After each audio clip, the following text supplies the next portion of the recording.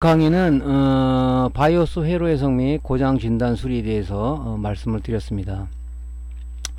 자, 우리가 바이오스 회로에서 대표적인 고장이 우리가 화면 무 현상을 둘 수가 있습니다. 메인보드의 대표적인 고장 증상 보통 세 가지로 나누죠. 전원 무 현상, 즉 전원이 아예 켜지지 들어가지 않는 현상, 파워 버튼을 눌러도 파워가 돌아가지 않는, 전원이 전혀 공급되지 않은 현상을 우리가 전원무 현상이라고 얘기하고요. 화면무 현상은 전원은 들어가는데 화면에 아무것도 안 나타나는 화면무 현상. 그 다음에 주변기기 인식불, 또 키보드가 안 먹는다든가, 아니면 마우스가 안 먹는다든가, USB가 안 먹는다든가, 아니면 뭐 랜 카드가 안 먹는다든가, 또는 사운드가 어떤 그 출력이 안 된다든가, 이런 부분들을 우리가 주변기기 인식불 이렇게 얘기합니다. 바이오스 회로에서 대표적인 고장 증상의 하나가 뭐냐면, 이 바이오스, 즉 그 롬 안에 들어가 있는 폼웨어가 손상됐을 때 전원은 들어가지만 화면이 나오지 않는 화면무 현상을 일으키는 대표적인 고장 중에 하나입니다. 그래서 여러분들이 우리 모니터 수리하신 분도 알겠지만, 모니터 안에 보면 MCU 안에 우리가 폼웨어, 즉 운영체제가 들어있다고 말했죠. 걔가 손상이 되면 뭡니까? 그죠? 어떤 전자회로 컨트롤이 불가능하다. 우리 지금 그 메인보드에서도요, 뭐 데스크탑 메인보드나 노트북 메인보드나 그 롬 안에 폼웨어, 즉 우리 데스크탑이나 아니면 그 데스크탑 메인보드나 노트북 메인보드에서는 보통 폼웨어로 하는 바이오스라는 얘기를 많이 써요. 바이오스라는 얘기나 폼웨어나 똑같은 얘기죠. 그죠? 걔가 손상이 되면은 회로 컨트롤이 안 되죠. 왜냐면 우리가 보통 하드디스크에 운영체제라든가 이런 게 심어져 있는데, 전원을 키면 막바로 CPU가 하드디스크에 있는 운영체제를 읽어오는 게 아니라, 전원을 딱 키면은 제일 먼저 기동하는 게 뭐냐면 바이오스 프로그램이, 즉 롬 안에 내장되어 있는 폼웨어, 즉 바이오스가 기동을 합니다. 그 스타트업 처리, 세 개 루틴이 있다고 그랬죠. 스타트업 처리 루틴, 또 뭐가 있다 했습니까? 서비스 처리 루틴, 인터럽트 처리 루틴 중에서 스타트업 처리 루틴 안에 있는 그 프로그램들이 기동을 해서, 그죠? 기동을 해서 포스팅, 파운 셀프 테스트, 주변기기가 인식이 없는지 그런 부분들을 우리가 가려내고, 그 다음에 뭡니까? 그 하드디스크에 우리 바이오스 셋업에서 우리가 정해준, 그죠? 부트 시퀀스, 첫 번째 부팅 장치가 뭐냐? 하드로 되어 있다면 하드의 첫 번째 부팅 장치인 하드를 검색을 해서 거기에 활성 파티션을 찾아서 부트 섹터를 찾아서 그 부트 섹터 안에 기록된 부트 매니저를 읽어서 바로 하드디스크에 우리가 포맷해서 만들어 놓은 윈도우 7이라든가 윈도우 10이라든가 이런 부분들을 그 부트 매니저가 바로 비로소 바이오스 도움을 받아서 부팅을 하는 거죠. 그죠? 그러니까 항상 바이오스가 개입된다는 얘기죠. 예를 들어서 여러분들이 나 지금 엑셀을 작성한 프로그램을 그 데이터를 프린터로 출력하고 싶어. 그럼 명령을 내리면 CPU는 뭡니까? CPU가 처리를 하는 게 아니라 CPU는 누구한테 부탁을 하죠? 바이오스한테 부탁을 해서, 야 지금 저기 안에 있는 데이터를 읽어서 출력해줘. 그러면은 걔가 지금 뭡니까? 바이오스가 사우스 브리지를 컨트롤해서 하드디스크에 어떤 헤드를 움직여서 걔가 원하는 데이터를 찾아서 읽어서 누구한테 주는 거죠? CPU한테 주면은 CPU는 이제 운영체의 도움을 받아서 프린터로 출력을 해주는, 그죠? 이런 루틴을 갖고 있단 말이죠. 그러면 항상 바이오스가 모든 일에 개입을 한다. 그래서 베이직 인풋 아웃풋 시스템, 기본적인 입출력 시스템이다. 걔가 도움을 받아야 돼요. 그럼 걔가 문제가 되면 당연히 그 회로가 문제가 되면은 당연히 무슨 문제가 되겠습니까? 화면 무 현상을 일으킨다. 전원은 들어가지만 화면이 안 나온다. 그죠? 그래서 이런 이론들을 여러분들이 개략적으로 제너럴하게 알고 있어야, 가만히 있어봐. 화면 무 현상이지? 화면 무 어떤 게 있을까? 하면 바로 이제 그 중에서 바이오스 펌웨어가 손상된 거 아닌가? 여러분들이 체크를 하는데, 그냥 막연하게 바이오스가 손상됐다 이렇게 여러분들이 체크해서는 안 되죠. 뭐 뒤에 설명을 드리겠지만, 어떤 분은 혼자 스스로가 진단을 합니다. 이 바이오스 이거 펌웨어 불량이야? 펌웨어 불량이 아닌데도 그걸 갖다가 롬라이터로 라이팅 하는, 즉 그 재기록하는 사람들이 있죠. 그게 아니라 나중에 말씀드리겠지만, 우리 지금 롬 안에 들어가 있는 폼웨어는 우리가 뭡니까? 어떤 기본적인 동작을 한다고 그랬죠. 이 바이오스 핀맵에 대해서, 바이오스 그 롬의 핀맵에 대해서 우리가 어느 정도 알고 있어야 돼요. 그죠? 그래서 그 부분을 보통 보면 우리가 SOIC 8핀 SMD 타입의 그 그 롬 디바이스를 쓰고 있는데 1번부터 8번까지가 어떤 역할인지를 명확하게 이해를 해서 보통 보면 이제 우리가 시리얼 데이터 인풋, 그 다음에 시리얼 아웃풋, 클락 이런 부분들에 대해서는 우리가 바로 이제 파형을 측정해 보는 거죠. 파형을 측정해 봐서 파형이 얘가 동작을 하면은 파형이 나옵니다. 그죠? 롬 분량이야 펌웨어 분량이라 이렇게 따지는 게 아니라 걔가 동작을 하면은 클락 부분과 그죠? 시리얼 데이터 인풋과 시리얼 데이터 아웃풋이 파형이 나옵니다. 그걸 보고 우리가 불량이다 아니라 판정을 해야 되는데 초보자들은 막연히 자기 혼자 진단을 하는, 왜냐면 이런 기본적인 이론이 정립이 되지 않아서 그런다 하는 얘기와 우리가 그 일맥상통할 수 있다는 얘기죠. 그래서 우리가 기본 이론을 배우는 거예요. 그죠? 근데 여러분들 스스로가 뭐 이런 이론도 없이 그냥 무작정 수리를 할 수 있냐, 그건 아니죠. 그죠? 그래서 기본 이론이 뒷받침되고 기본 이론을 어느 정도 알고 나서 이제 여러 가지의 제품을 여러분들이 스스로가 그죠? 이런 전원문에 전원문 영상 뭐가 있지? 바이오스 문제도 있고 그죠? 또 바이오스에 또 VC 전압이 안 들어가는 거 아니야? 바이오스 VC 전압 공급되는 그 회로 쪽에서 콘덴서나 아니면 이런 그 다이오드가 진행성 불량 아니야? 이런 나름대로 여러분들이 연관을 하게 된단 말이죠. 그래서 그 여러 가지 제품을 여러의 경우 수를 여러분들이 수십 번, 수백 번, 수천 번 수리해봐야 이제 이 이론과 실무가 접목이 돼서 이제 수리를 원활하게 한다는 얘기죠. 어떤 분은 이 이론만 뭐 어디 학원에서 자기가 배웠는데 금방 수리를 할 줄 아는데 수리가 안 된다. 당연히 안 되죠. 얼마나 그분이 이 메인보드라고 예를 들면 메인보드에서 많은 정확한 이론들을 알려줬는지 모르겠지만 그 이론만 갖고 되는 게 아니라 그 이론과 플러스 실무가 접목돼서 여러분들이 많이 그죠? 많이 수리를 해봐야 된다. 그 수리 어떤 걸 수리가 된다 이런 걸 제가 가르쳐주는 사람은 아니에요. 근데 간혹 이제 질문하시는 분들은 제 공식 카페를 통해서 질문하시는 분들은 이게 롬 분량 같다, 그죠? 바이오스 분량 같다, 이런 펌웨어 분량 같다는 얘기를 해서 지가 이거 갈아야 되겠다. 보면 오시로스코프로다가 클락 파형과 데이터 인풋 파형과 데이터 아웃 파형 측정도 안 하고 나서 그런 얘기를 하시는 분이 있단 말이죠. 그건 뭐냐면 이론을 무시해 버린 거죠. 그 이론 없이 무슨 수리가 됩니까? 우리가 자동차 정비를 할 때 그 엔진 이론에 대해서 알아야 뭐를 할 거 아니에요. 무작정 나사를 풀릅니까? 그건 아니잖아요. 그래서 이 바이오스 이론을 들어가기 전에, 회로 해석을 들어가기 전에 여러분들이 전반에 뭡니까? 이 바이오스 디바이스에 대한 그죠? 이 우리가 데이터 시트를 좀 여러분들이 꼭 찾아봐라 하는 얘기를 한번 드린 적이 있어요. 그거를 여러분들이 장수가 굉장히 많습니다. 그거를 영어로 돼 있지만은 여러분들이 어떤 뭐 구글 번역기를 돌려서 대충 걔를 좀 이해를 한 다음에 공부를 더 하시는 게 좋을 것 같습니다.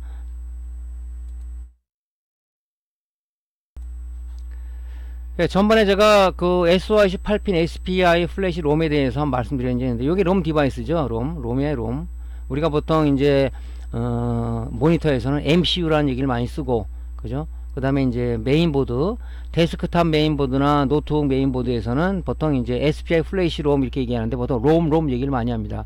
디바이스를 얘기하는 거죠. 롬 디바이스. 요건 지금 그 데스크탑 메인보드에 쓰는 건데 EOVF016이라는 그런 그 롬 디바이스예요. 핀맵은 거의 같습니다. 보통 보면 1번이 여기 좀 점이 찍힌 부분이 있죠. 요게 1번 핀이에요. 여기 1번 핀이라고요. 여러분들이 이제 핀맵을 뭐 어느 정도 이제 알 것 같은데 여기 이제 점이 있는 부분이 1번입니다. 2번, 3번, 4번 시계 반대 방향으로 돌면서 핀맵이 매겨지죠. 보통 여기 이제 여기 5번, 6번, 7번, 8번이란 말이죠. 이렇게 번호가 매겨져요. 1번이 뭐냐면 칩 이네이블 핀이에요. 여기 칩 이네이블 핀. 2번이 뭐냐면 어떤 데이터가 인풋이 되면 내부에 그 펌웨어가 연산을 해서 시리얼 데이터 아웃풋으로다가 어떤 신호를 출력을 하죠. 그죠? 그 다음에 뭐 요거는 이제 VSS라는 것은 그라운드를 얘기하는 겁니다. 그라운드 접지. 그죠? 그 다음에 5번이 이제 시리얼 인풋, 어떤 데이터가 입력을 요구를 하게 되면 이 내부의 연산을 거쳐서 시리얼 아웃풋으로 나가는 거죠. 클락은 뭡니까? 이 EOF016B라는 이놈이 혼자서 동작을 합니까? 아니죠. 소자는 뭡니까? 이 어떤 주파수에 자기 동작 신호를 실어서 동작을 한다. 그죠?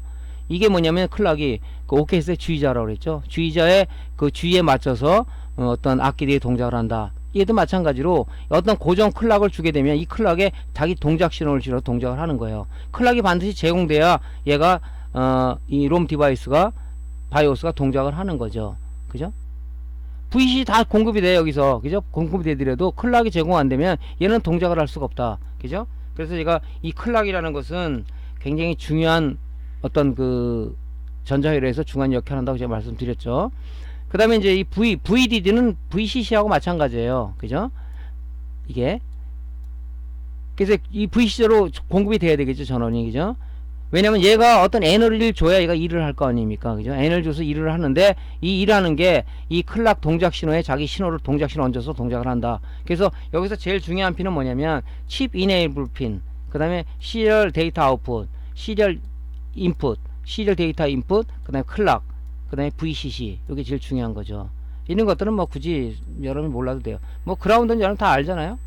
이거 몰라도 된다고요. 그래서 이거를 데이터 시트를 찾아보면 대개 어떤 역할이라는 게 나와 있는데, 여러분들이 주로 보면 데이터 시트를 잘 안 찾아보시더라고요. 왜냐면 그래서 이제 저한테 이제 공식 카페를 통해서나 아니면 이제 유튜브나 아니면 네이버 TV를 통해서 질문하시는 분을 보면, 제가 올려놓은 강의를 어느 정도 처음부터 계속 한 번이 아니라 두세 번 들었다 그러면은 그런 질문을 안 할 텐데, 참 그 강의를 안 듣고 먼저 배우겠다는 그 욕망이 먼저 앞서는 건 좋아요. 하지만 그런 부분들을 전혀 간과를 한 차에 그 질문하시는 거 보면 좀 답답하다. 그죠? 그래서 제가 거기에 대한 답변을 안 해드리는 적도 있어요. 왜냐면 그 좀 먼저 제가 선행과제 메인보드를 여러분들이 공부하기 위해서는 선행 조건이 뭐다? 전기전자 기초과정과 모니터 실무과정을 좀 정독을 한다면 들어주십사 몇 번 얘기를 했는데, 그거를 전혀 무시한 채 질문만 올리시는 분이 있어요. 그런 분한테는 답변을 안 하는 경우도 있죠. 그죠? 뭐 저도 모르는 부분도 있고, 제가 맞는 건 아니라고 얘기했죠. 저도 같이 여러분들하고 공부하는 입장이고, 단지 여러분들 조금 먼저 수리를 이런 걸 했다는 그것밖에 없는 거지, 저도 모르는 게 많습니다. 여러분들이 저한테 가르쳐줘야 될 것이 많아요. 근데 불행하게도 저는 누가 저한테 알려주는 사람이 없더라고요. 그죠? 혼자 여러 개 독학하면서 공부를 하고 있는 입장이지만 똑같아요. 여러분들 입장이. 그러니까 본인이 좀 어느 정도 노력하고 나서 물어야 되는데, 그죠? 자기 어떤 기초도 없이 그냥 막바로 통째로 내달라 그런 얘기는 조금 무리가 아닌가 그렇게 생각이 듭니다. 자, 그리고 여러분들이 지금 롬에 대해서 얘기를, SPI 플래시 롬에 대해서 얘기하는데, 이게 궁금하다면 우리가 데이터 시트에 보면은 모든 전자 소자들에 대한 것들을 이 제조사에서 올려놨어요. 그걸 좀 찾아보셔야 된다고. 이게 도대체 뭐 하는 역할이야? 하면 나온다고요. 그러면 여러분들이 여러분들이 이 품명 있죠, 여기 SST EOVF016이라는 걸 딱 치게 되면, 그죠? 데이터 시트가 나와요. 그럼 여러분들이 찾아봐. www.alldataSheet.com 들어가면 이 내용을 볼 수가 있단 말이죠. 자, 그럼 여러분들 이걸 찾아봐야 돼. 이렇게. 그죠? 이 들어가게 되면 나오잖아요. 여기서 EOF016이라고 치게 되면 나오죠. 요 PDF 파일 보려면 요걸 누르게 되면 PDF 파일 보여요. 이렇게 보입니다. 보이죠, 여러분들? 그러면 여기에 대한 게 나와 있단 말이죠. 플래시 롬이라는 게 나와 있지 않습니까? 그럼 쭉 이렇게 나와 있어요. 뭐 크게 보시려면 요걸 채우면 이게 크게 보이죠? 이렇게 해서 쭉 보세요. 이게 영문으로 되어 있지만 요걸 이게 복사해서, 그죠? 요걸 복사해서, 그죠? 구글 번역기에다 놓고 번역을 하면 나오는데, 뭐 정확하지는 않지만 요즘 정확도가 많이 올라가 있죠? 그죠? 그래서 그걸 좀 이렇게 여러분들이 좀 해요. 저도 영어를 이렇게 뭐 잘 해석을 잘 못하는 사람이지만 그래도 어느 정도 보면 알 수가 있잖아요. 그러면 얘는 블록 다이어가 어떻게 돼 있고, 뭐 이게 어떻게 돼, 어쩌고 저쩌고 저쩌고 해서 뭐 이렇게 쭉에 나와 있어요. 이런 부분들 여러분들이 이렇게 한번 보셔야 되는 거지, 그렇지 않고 그냥 무조건 남한테만 다 배우려고 의지한다면 안 되죠. 그죠? 그래서 이렇게 나와 있어요. 그죠? 이렇게 여기 쭉 나와 있지 않습니까? 이렇게. 응? 이런 내용을 가지고 여러분들이 공부를 좀 하셔야 된다, 그런 얘기입니다. 그죠? 거의 데이터 시트 찾아보는 것은 우리가 이제 아주 기본적으로 정말 제일 중요한 거다, 이렇게 보시면 되죠. 이게 제일 중요하다. 자, 이렇게 해서 좀 여러분 찾아보시고요. 제일 중요한 것은 요 핀맵을 잡는데 외워야 된다. 예를 들어서 화면 부현상이네. 화면 부현상이야. 그러면 제일 먼저 여러분들 뭘 좀 체크를 해야 돼요. 이 소자가 동작을 하기 위해서는, 그죠? 우리 PWM 동작하기 위해서는 뭡니까? VC전압 공급 안 하면 네오 발전회가 동작합니까? 안 하잖아요. 마찬가지예요. 이 VC전압이 보통 3.0V 이상이 들어가는데, 보통 미니멈에서 맥시멈 전압, 여기 밑에 보면 나오죠? VD 전압, 파워 서플라이, 파워 공급 전압이다 이렇게 나오는데 얘는 2.7에서 3.6V 사이에 공급이 된다는 얘기죠. 롬에 따라서 이 설계한 사람들이 미니멈에서 맥시멈 전압을 정해놨어요. 요 범위 내에 들어가면 얘는 동작을 한다. 우리 PWM도 마찬가지죠. 미니멈 몇 볼트에서 맥시멈 몇 볼트 사이에 전압이 공급되면 이 소자는 동작을 합니다 하고 제조사에서 그걸 결정을 해놓은 거죠. 설계하면서. 얘는 지금 뭡니까? 2.7V에서 3.6V 사이에 전압이 공급된다. 그죠? 쟀을 때 이것이 1.0V가 공급되더라. 그러면 뭡니까? VCC 공급되는 회로 쪽에 문제가 있는 겁니다. 어떤 뭐 레귤레이터라든가 그런 쪽에 용량 감퇴라든가 아니면은 콘덴서 용량 감퇴라든가 이런 것 때문에 전기가 안 들어올 수 있단 말이죠. 아니면은 얘가 뭡니까? 이 전압은 VCC 전압 요건 어디서 공급됩니까? 220V 전원을 꽂으면은 스탠바이 전 5V를 통해서 레귤레이터를 통해서 다이오드를 통해서 일로 공급이 되는데 그 회로 쪽을 왜 점검을 해봐야 된단 말이죠. VCC 전압 공급돼. 물론 이 디바이스 분량도 있지만은 근데 거의 예, 제가 통계치를 보면 이 디바이스 분량 자체는 그렇게 많지는 않습니다. 거의 폼웨어 분량이라든가 아니면은 여기 공급되는 회로 쪽에 문제가 되지 이 디바이스는 이렇게 분량이 많이 나는 소재는 아닙니다. 그래서 먼저 이 VDD 전압을 재서 그죠? VCC 전압을 재서 들어가는 거 들어간다. 그러면 이제 뭡니까? 파형 측정을 해봐야 되겠죠. 클락이 제대로 공급됐는지 시리얼 데이터 인풋이 제대로 공급이 되고 있는지 시리얼 아웃풋이 제대로 공급되는지 이런 부분들을 우리가 뭡니까? 이 파형을 측정해 봐야 돼요. 테스트하기는 전압을 측정하는 장비지 파형을 측정하는 장비는 아니라 그랬죠. 그래서 파형을 측정해서 파형이 나온다 그러면 얘는 동작을 하고 있는 거예요. 그럼 폼웨어 분량이 아니구나. 다른 헤더를 드려야 되겠죠. 이런 것도 안 해보고 막연하게 폼웨어 분량인데 모니터도 마찬가지예요. 모니터도 여러분들 뭐 온오프 버튼 안 눌러주면 야 이거 버튼 아니야. 버튼 이상이 없는데 이 폼웨어 분량이 하고 그냥 그 폼웨어 갖다 제조 해당 모델에 대한 폼웨어를 그죠 롬라이터로다가 그죠 업데이트하는 경우가 있어요. 그게 아니라 마찬가지로 모니터 쪽에 MCU 이 핀맵도 이렇게 이 정해지는데 비슷해요. 보통 이 클럭하고 그죠? 그 다음에 시리얼 데이터하고 그죠? 이런 부분들을 여러분이 파형 측정을 해봤냐 이거지. 파형 측정 안 해보고 나서 이게 불량이다 그러면 안 되겠죠. 파형 측정을 오실로스코프로 측정을 해서 이 파형의 동작 파형이 나오고 있는지 동작 파형이 나온다 그러면은 우리가 정상이다 보는 거죠. 우리 PWM 양호파면 어떻게 했어요? V전압 제대로 공급된다면 뭡니까? 아웃풋, 그죠? 펄스 발진을 찍어보죠.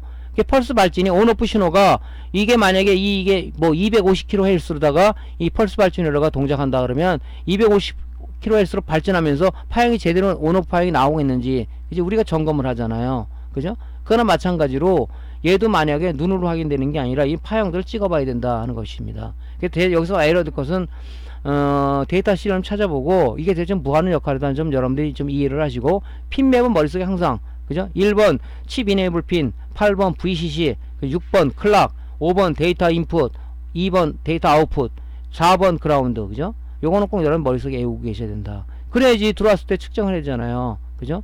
우리 칩 저항했을 때 뭐 220 하면은 22오hm 이렇게 딱 나오듯이 그죠? 이거는 여러분들이 핀맵은 거의 100% 같다고 저는 보니까 요걸 외우고 계셔야 금방만 수리를 한다. 언제 데이터 시트 찾아서 8번 핀맵이 뭐지? 시리얼 클락이 몇 번이야 이거 클락이 이렇게 해서 여러분들이 측정 안 하시면 안 되겠죠. 그래서 요거는 여러분 반드시 데이터 시트를 찾아봐라. 두 번째 뭐냐? 롬 디바이스의 핀맵은 핀맵과 역할을 여러분들이 반드시 머릿속에 익혀라 하는 얘기를 추가적으로 말씀을 좀 드립니다.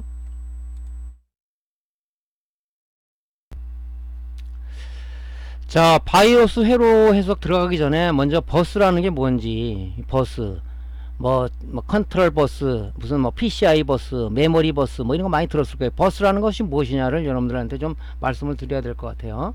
자, 버스는 뭐냐면 이 메인보드 뒷면을 뒤져보면요, 이 굉장히 가느다란 동판들이 이렇게 그죠? 패턴들이 지나가고 있어요. 이런 패턴들이. 요 굵은 패턴, 이렇게 굵은 패턴들은 보통 보면 VCC 그라운드는 보통 이 굵은 패턴으로 되어 있고요. 그 다음에 뭐 어떤 요런 가느다란 선들은 이제 컨트롤 제어 신호, 주소선, 그 다음에 뭡니까? 그 전원선, 그죠? 이런 부분들, 그 다음에 어떤 그 데이터 그런 것들을 요런 선으로다가 요 가느다란 선으로 옮겨가는데 요런 이 패턴들이 굉장히 가늘어요. 이걸 우리가 버스라고 그런다. 버스. 그죠? 어떻게 보면은 고속도로에서 그죠? 버스가 고속도로에서 이 차가 다니는 길이다. 그죠? 길이다 하는 거죠. 이런 길이다.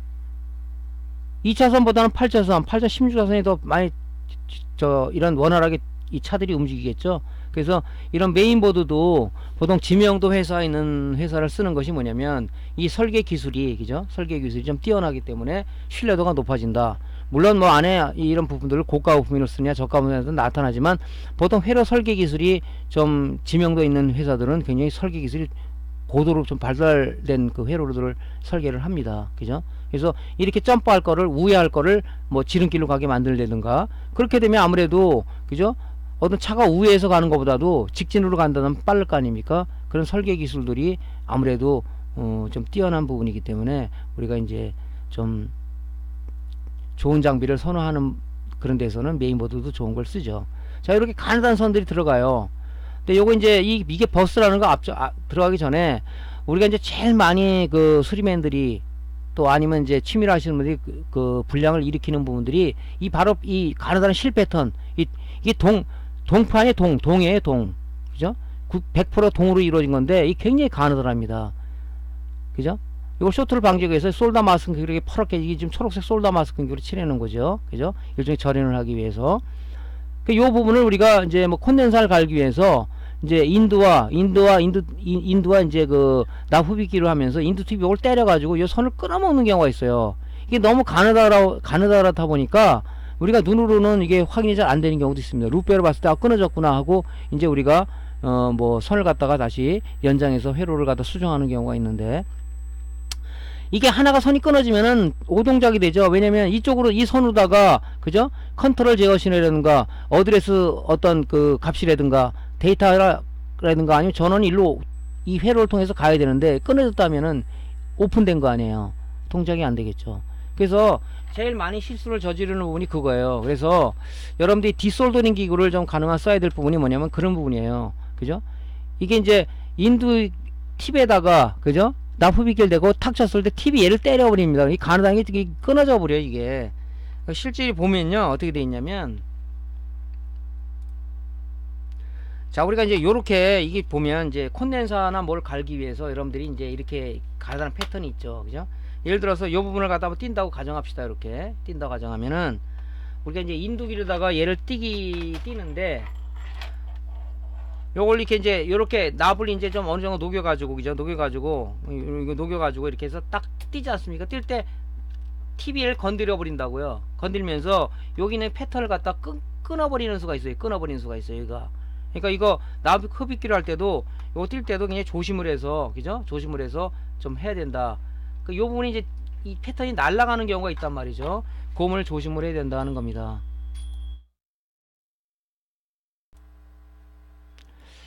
그래서 이제 우리가 그 메인보드라든가 관련되는 전자기 수리할 때도 이 패턴, 요즘 가느다란 패턴들 있죠. 이 버스라 그러는데 이 버스선들을 굉장히 조심해서 우리가 해야 됩니다. 그렇지 않으면 이걸 갖다 우리가 이제 뭐 이 점퍼선으로 연결했을 때는 이렇게 보통 이 원선하고 아니면은 점퍼선을 연결했을 때는 아무래도 점퍼선을 연결하면 노이즈 때문에 오동작이 일어날 가능성도 있어요. 그죠? 그러니까 가능한 점퍼선을 쓰지 않도록 이 패턴을 끊어먹지 않도록 여러분들이 주의를 하셔야 된다는 얘기를 추가적으로 말씀드립니다. 또 하나는 이제 생각이 나서 말씀드리는데, 요즘 이제 근래 이제 많이 그런 고객들이 오시는데, 아니 그 USB라든가 USB 장치들이 이 메인보드 뒷면에서는 잘 먹히는데 앞면에서는 안 됩니까 하는 사람들이 참 많아요. 당연히 안 될 수도 있습니다. 왜 그러냐면은, 자, 실제 실물을 놓고 볼게요. 자, 메인보드를 보면 여기 뒤에 USB 포트들이죠. 이쪽에 요것들은 여기 사우스 브리지하고 다이렉트로 여기 사우스 브리지하고 다이렉트로 연결돼 있어요. 그죠? 그래서 아무래도 여기서 바로 전기가 왔을 때는, 그죠? 나름대로다가 이 전압 강화가 많이 일어나지 않습니다. USB가 동작을 하기 위해서 뭡니까? 5V 전기 신호가 들어가야 되고 컨트롤 신호하고 이런 부분들이 다 와야 되는데, 그죠? 이 앞쪽에는 뭐냐면은 이 확장 USB라 그래가지고 요 USB 포트에, 그죠? 요런 이제 확장 케이블을 꽂아가지고, 그죠? 앞에 전면 앞면 패널이면 이렇게 여기다 꽂게끔 돼 있죠. 이 케이블이 이렇게 연장이 되다 보니까 이렇게 케이블 연장해서 가다 보니까 이 전압 강화가 일어나는 겁니다. 전압 강화가, 그죠? 재면은 이 재면은 5V가 나와요. 근데 제일 중요한 건 전압이 중요한 게 아니라 전자기는 전류가 중요하다 했죠. 전류는 뭐 전기 힘이죠. 그죠? 근데 5V가 필요로 한데 전기 힘이 약하다 보니까 그죠? USB 장치들이 먹는 게 있고 안 먹는 게 있어요. 그럼 어떤 건 왜 먹히냐? 이건 뭐냐면 USB를 만든 사람과 외장하되 외장 인터페이스 회로를 만든 사람하고 뭐 종류마다 틀리잖아요. 그 사람이 전원 설계를 어떻게 했냐에 따라 틀리는 거죠. 아주 저전력으로 돌아가게 만드는 것은 앞에서 잘 먹히고 그렇지 않은 것들은 좀 안 먹히는 경우가 있어요. 그래서 우리가 고장이라고 이거 수리해달라고 오는 사람이 있는데 고장은 아니다. 그죠? 왜냐면 이제 요 앞에다가 USB 허브를 쓰는데 USB 허브를 그냥 쓰면 안 되고 아답터 전원 입력형 USB 허브를 써야 됩니다. 아답터에다가 5V 전기를 아답터로 공급해서 그 포트에다 꽂아 가지고 USB 허브에다 꽂으면 100%다 먹히죠. 그게 바로 무슨 현상이냐면 전압 강압 때문에 전류가 다운돼 버리는 거죠. 그래서 이제 우리가 보통 USB 아답터 전원 공급용 USB 허브를 쓰십시오 얘기하는 게 그런 거죠.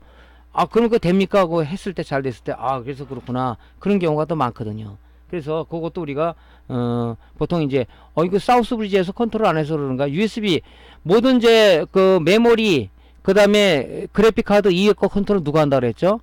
사우스 브리지가 한다 그랬죠? 사우스 브리지 컨트롤러 여기 들어가 있는 거예요. 사우스 브리지가 컨트롤 했는데, 거기 사우스 브리지 문제 아니야? 이렇게 판정하는 사람도 있다는 얘기죠. 그러지 말고, 그때는, 먼저 USB 5V VC 전압을 체크해서 5V가 나온다. 그럼 뭡니까?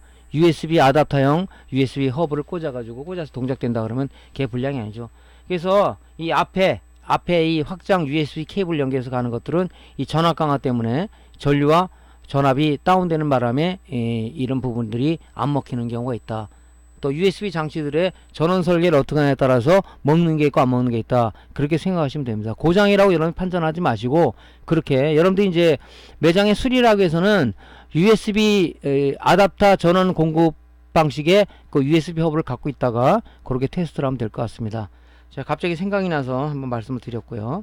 자, 버스라는 게 뭐냐? 버스. 이게 버스라고 그랬죠? 이 가느다란 선들이. 그죠? 어떤 차가 다니는 길, 쉽게 얘기해서 이 버스다. 그죠? 버스라. 버스는 뭐냐면 각 컴퓨터 시스템에서 각 장치들이 이 데이터를 전송하는 통로를 얘기하는데 보통 이제 우리가 이 버스는 내부 버스와 외부 버스 나눌 수 있어요. 내부 버스는 뭐냐면 CPU 내부에서 그죠? 레지스터를 연결하는 그 버스들을 내부 버스라고 그런다. 보통 이제 우리 CPU를 뭐 여기까지 얘기할 필요는 없는데 CPU를 보면 요 안에 CPU를 있기 때문에 여기에 수백만 개의 트랜지스터가 내장이 되어 있습니다. 내장이 되어 있어요. 이 트랜지스터는 얇은 금선으로다가 이 전부 다 회로가 금선으로 연결되어 있죠. 그래서 뭐 14나노미터 공정을 썼다 그러면 그 금선 두께가 14나노미터라는 얘기예요. 그죠? 금선 이 선이 가면 가는수록 트랜지스터를 많이 집어넣기 때문에 요즘 나오는 이제 뭡니까 CPU들은 이 안에 트랜지스터가 어마어마하게 내장이 되어 있죠. 그죠? 그런 것들을 연결하는 그죠? 이런 것들을 우리가 네이버 버스라고 얘기한다. 보통 이걸 갖다가 우리가 이제 파이프라인이라고 얘기도 하는데요. 명령어를 보통 네이버 버스다 이렇게 얘기를 해요. 그 외부 버스는 뭐냐? 외부 버스는 요런 외부 버스는 우리가 보통 바깥에 나와 있는 이런 선들을 우리가 외부 버스라고 얘기를 해요. 이 동선으로 되어 있는 가느다란 패턴들을. 근데 네이버 버스는 CPU 안에서 하기 때문에 눈에 보이진 않죠. 하지만 이런 외부 버스들은 이렇게 나와 있는 이 버스를 얘기하는 거예요. 걔는 이제 데이터 버스, 주소 버스, 제어 버스, 그 다음에 이제 얘는 이제 전원 공급한 전원 공급선들을 이런 버스를 통해서 공급을 한다 하는 겁니다. 그죠? 그래서 이런 버스들을 갖고 있다. 이게 버스를 이제 뭐 사람의 신체하고 비교한다면 심장에 피를 공급하는 혈관 역할을 한다. 그죠? 그죠? 얘를 통해서, 그죠? 혈관을 통해서 피를 공급하는 거죠. 여러 신체 부위에. 그런 거를 보면 된다. 이 버스는 굉장히 중요한 역할을 하는 거죠. 그죠?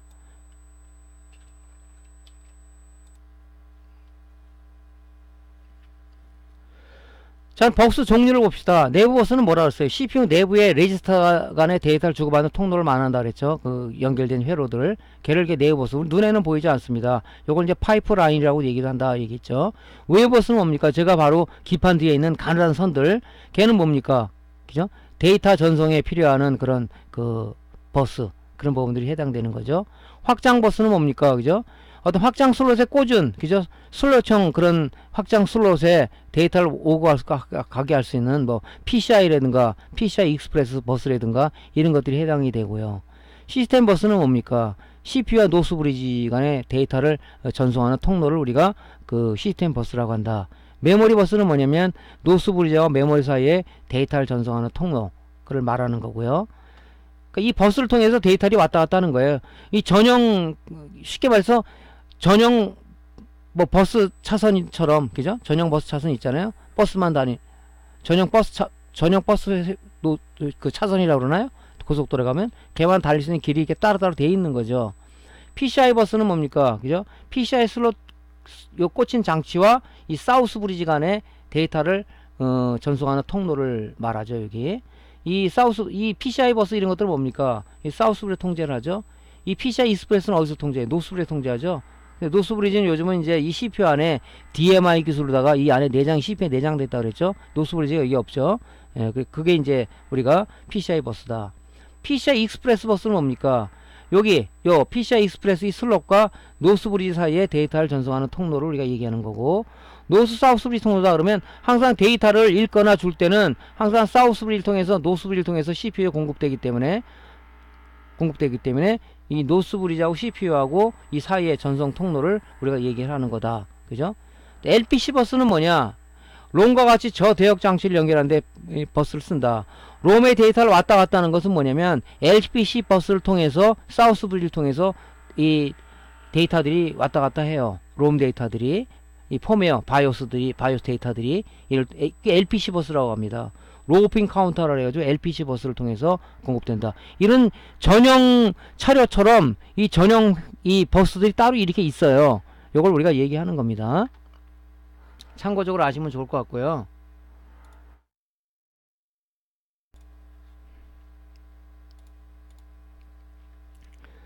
자, 메인보드 버스 구조를 잠깐 좀 보면요. 이렇게 돼 있죠. CPU가 있고, 노스 브리지가 있고, 사우스 브리지가 있고, 그 다음에 이제 뭐 대표적인 칩으로는 이제 IO 칩이 이렇게 있는데, 그죠? 이 CPU는 노스 브리지가 연결돼 있죠. 이렇게 시스템 버스로 다 연결돼 있고, 요 노스 브리지하고 메모리는 이렇게 메모리 버스로 다 연결돼 있죠. 아까 메모리 버스 얘기했죠. 얘는 이제 PCI 익스프레스 버스 이렇게 노스로 연결돼 있고, 그래서 노스 브리지는 이 메모리하고 그래픽을 관장하는 하나의 칩이다. 사우스 브리지는 뭐 그 이외의 것이죠. 뭐 PCI 버스라든가, 그 다음에 이제 뭐 이런 IO 쪽이라든가, 그 다음에 이제 LPC 버스는 뭡니까? 롬하고 슈퍼 IO는 LPC 버스를 통해서 사우스 브리지하고 정보를 주고받는다. 이게 전용 버스죠. LPC. 로우핀 카운터라고 보통 얘기했죠. 이렇게 통해서 이 정보가 왔다 갔다 하는 겁니다. 정보가. 이런 구조로 돼 있어요. 그러니까 이 버스 하나가 문제가 되더라도 안 되겠죠. 얘는 다 정상이야. 이 버스가 어떤 회로 쪽에 끊겼거나 이러면 데이터 왔다 갔다 하는데 어떤 통로가 차단되다 보니까 동작이 안 되겠죠. 그죠?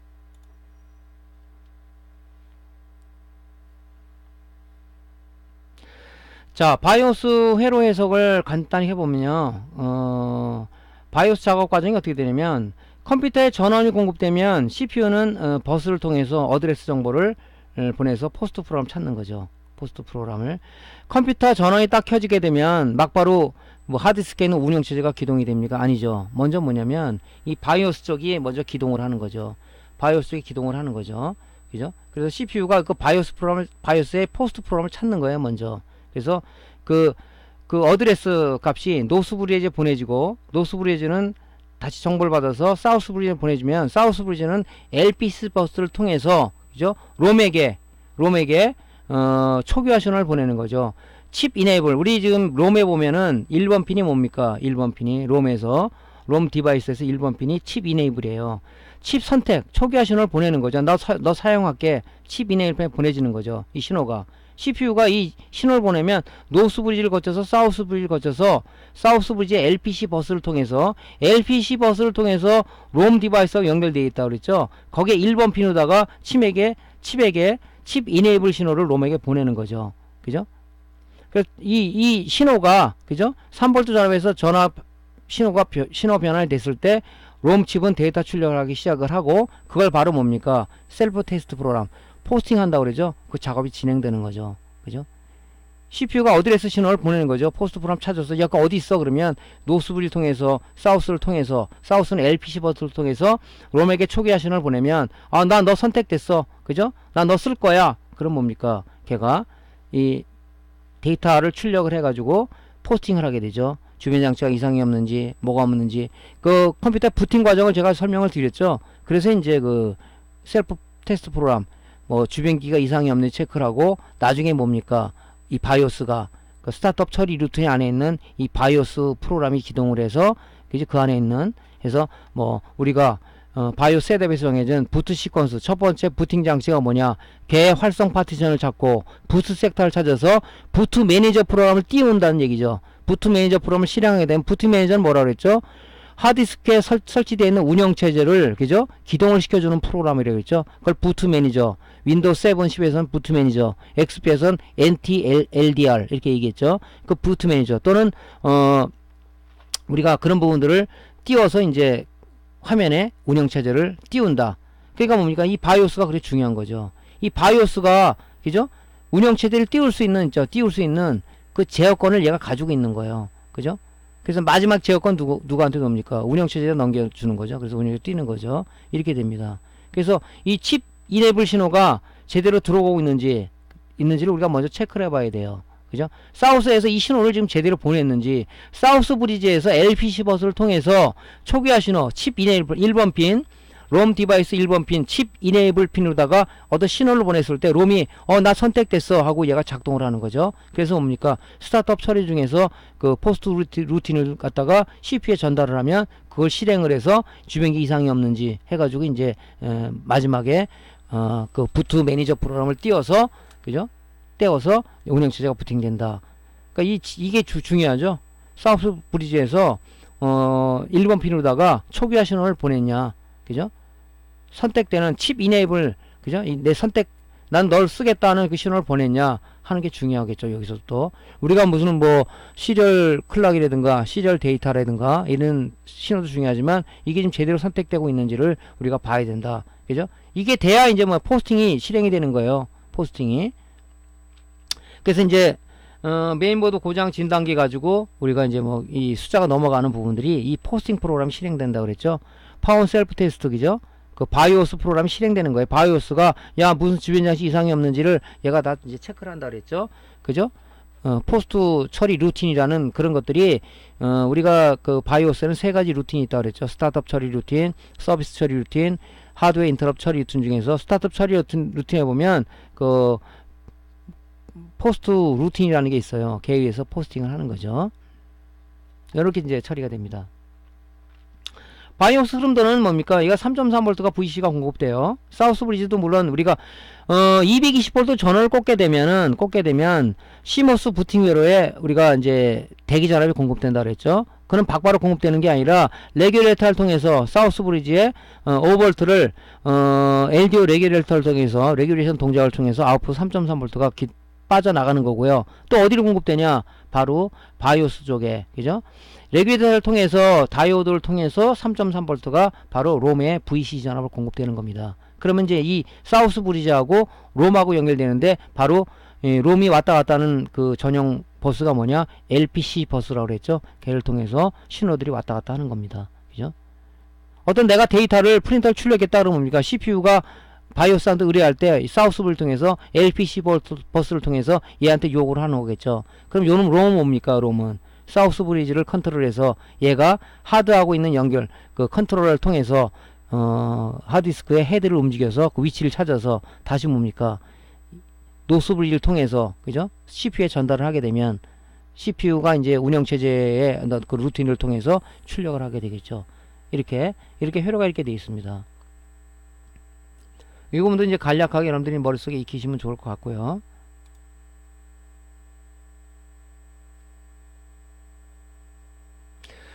자, 바이오스 회로에서 고장 정수, 바이오스에서 주로 발생하는 고장들이 뭐냐? 바이오스 칩이 파손되면은 포스팅을 실행하지 못하니까, 그죠? 당연히 뭡니까? 이 바이오스 칩이 손상이 되면 화면 무 현상이 나오겠죠. 전원은 들어갈지 모르겠지만 운영체제가 부팅이 되지 않는 그런 현상을 볼 수가 있는데, 이거 바이오스 칩 고장은 보통 보면 디바이스 자체 고장은 별로 없어요. 보통 보면 펌웨어 바이오스라고 그러죠. 걔가 손상이 되거나 이 롬 디바이스 자체 파손도 있긴 있어요. 그게 이제 뭡니까? 얘랑 연동되는 CPU, 사우스 브리지, 버스, 그 다음에 그런 버스 등의 어떤 부품 손상, 그지? 근데 작동에 영향을 미치는 거죠. 그 주요 발생되는 고장 원인은 뭐냐면 이 롬 분량이 사실 제일 많아요. 펌웨어 손상이. 이 롬 디바이스 분량은 그렇게 많은 부분을 차지하고 있는 건 아닙니다. 이 바이오스 펌웨어 있죠. 롬 디바이스 안에 뭐가 들어가 있죠? 펌웨어, 즉 바이오스가 들어가 있다. 그런 분들을 우리가 이제 많이 볼 수가 있습니다. 이게 손상이 되면 어떻게 해야 되죠? 제조사에 들어가서 이 해당 모델에 대한 바이오스를 다운받아서 우리가 롬 라이터를 통해서 얘네들 업데이트를 해줘야 된다. 그런 얘기죠. 그 다음에 뭡니까? 롬의 VC전을 공급이 안 되면, 그죠? 롬의 3.3V가 전압이 공급이 돼야 되는데, 그죠? 롬 디바이스. 8번 핀이죠? 8번이 VCC 단자죠? 걔를 통해서 공급이 돼야 되는데, 얘가 전압이 3.3V가 아니라 아예 공급이 안 돼야 되는가? 아니면 2점 몇 V 떨어진다는 걸 때는 우리가 얘랑 연결된 회로, 콘덴서가 용량 감퇴가 되지 않았는지, 또 레귤레이터를 통해서 다이오드를 통해서 콘덴서를 통해서 얘가 VCC 공급되는데 그 회로가 문제가 되는지 아닌지 걔를 우리가 점검해야 된다. 또 레귤레이터 쇼트 및 용량 감퇴다. 이럴 때도 안 되겠죠. 레귤레이터에서 스탠바이저는 5V를 받아서 인풋을 받아서 안에 레귤레이션 동작을 통해서 아웃풋을 통해서 3.3V가 출력이 되는데 걔가 또 문제가 있는지 용량 감퇴가 되지 않은지 체크를 해봐야 된다. 또 뭡니까? 3.3V가 공급이 롬 디바이스 8번 핀으로 공급 안 됐을 때는 스탠바이 전압, 그죠? 스탠바이 전압이 5V가 제대로 나가고 있는지 찍어봐야 된다 그랬죠? 찍어봐야 된다. 미달이 되면은 당연히 미달이 되기 때문에 레귤레이터 출력도 줄어들 거고 당연히 VCC, 롬 VCC에 공급되는 것도 줄어들 거다. 그 다음에 사우스 브리지 칩하고 연동된다 그랬죠. LPC 버스를 통해서 사우스 브리지가 연결되어 있다고 얘기했습니다. 걔가 불량이도 그렇다. 근데 보통 이 여러가지 불량 중에서 메인보드는 펌웨어 손상이 많습니다. 모니터 수리해본 사람 많이 펌웨어 업데이트 많이 시키죠. MCU 안에 들어있는 펌웨어 많이 시키죠. 예, 메인보드도 마찬가지예요. 이 펌웨어 불량이 많습니다. 그죠? 그래서 이 모니터 같은 경우는 펌웨어가 공개가 안 돼 있어요. 근데 메인보드는 제조사별로다가 이 펌웨어가 공개가 되어 있습니다. 다운로드 부분으로 들어가면 이 바이오스라 다운 부분이 있어요. 그래서 받아가지고 여러분들이 이제 그걸 이 롬 디바이스 업데이트 시키려 그러면 펌웨어 업데이트 시키려면 뭐가 있어야 되겠어? 장비가 롬 라이터가 있어야 되겠죠. 롬 라이터는 좀 장비가 고가니까 요즘 여러분들이 많이 쓰는 ISP 지그를 통해서 라이트를 시켜야 된다 하는 겁니다. 근데 무조건 라이트 시키지 마라 그랬죠. 그죠? 이 바이오스 쪽에 이 롬 디바이스 쪽에 불량은 뭡니까? 그죠? 이 핀 사이에 이 파형이 제대로 출력이 되고 있는지 VCC 공급되고 있는지 그걸 판단을 해서 우리가 점검해야 된다 얘기했었죠. 예. 자, 뭐 고장 점검 순서는 그렇습니다. 지금 SPI 플래시 롬, 그냥 롬이라고 그러죠. 1번 핀으로다가 사우스 브리지를 통해서 이 칩 선택 신호가 들어온다 그랬죠. 그죠? 그래서 이것이 제대로 들어오고 있는지를 우리가 판정을 해야 된다. 그죠? 이거를. 그 다음에 멀티 테스터기를 놨을 때는 1번 핀에다 놓고, 맨 처음엔 저 신호에서 순간, 저 레벨 신호가 들어오는지 이런 분들을, 테스트하기로, 디지털 테스트하기로 체크하시면 되겠죠. 그래서 이런 부분을 체크해서 지금 신호가 제대로 이 선택이 되는 신호가 들어오는지 안 들어오는지, 그죠? 사우스 브리지에서 1번 핀, 칩 이네이블 핀이 선택이 돼야 롬이 동작을 하는 거니까, 그죠? 칩 이네이블, 그죠? 칩이 이네이블 됐냐, 디세이블 됐냐는 거죠. 선택이 됐냐, 안 됐냐. 선택 신호가 들어와야, 나 선택됐어. 예를 들어서 이거나 마찬가지예요. 우리가, 데스크탑에 220V 전원을 꽂으면은, 220V 꽂으면은 파워온 전압하고 스탠바이 전압이 나온다 그랬죠? 그때 파워온 버튼을 눌렀을 때 파워온 시그널을 통해서 우리가 데스크탑 파워 서플라이 ATX 파워의 메인 전압을 기동시킨다 그랬죠. 그거라고 보면 돼요. 이게 칩 이네이블 신호가 이 파워온 시그널이라고 보면 된다고. 그래서 야 기동시켜, 난 너 동작 시킬 거야, 그 신호라고 보시면 된단 말이죠. 그걸 이게 체크를 해야 된다는 얘기입니다. 그러니까 그런 부분에 연동을 시켜서 생각하시면 좀 이해가 빠를 거예요. 칩 이네이블이 뭐예요 이거, 이렇게 얘기하지 마시고, 그죠? 걔가 사우스 브리를 통해서 이 주소가 저기 뭡니까, CPU가 그 포스팅 프로그램 있죠, 그죠?